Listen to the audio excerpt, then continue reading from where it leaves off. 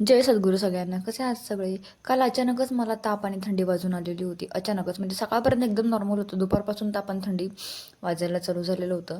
त्याच्यामुळे थोड्या संध्याकाळी दवाखान्यात जाऊन आले, औषध वगैरे घेतले आणि दुसऱ्या दिवशी ऑफिसला आलेले होते. आणि इकडे ना समोरच बेलाचं झाड आहे, ते कापायचं काम चालू होतं. आणि 1:30 वाजलेलं होतं. जेवण वगैरे झालेलं होतं. म्हणजे सॉरी, 2:45 आहे. जेवण वगैरे झालेलं होतं आणि मला चहाची तलब झालेली होती. म्हणजे आमचं असं आहे की आम्ही जेवण केल्यावर चहा पितो म्हणजे पितोच न चुकता दररोज.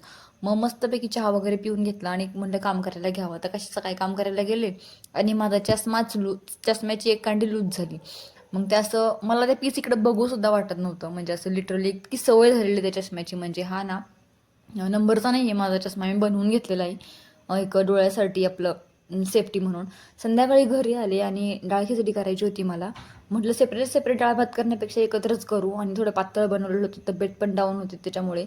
पण मी कधीच खाल्लेलं नाही आहे, हॉटेलमध्ये वगैरे पण नाही, घरीच फर्स्ट टाईम. पण थोडी टेस्ट माझ्याकडनं वेगळी झाली.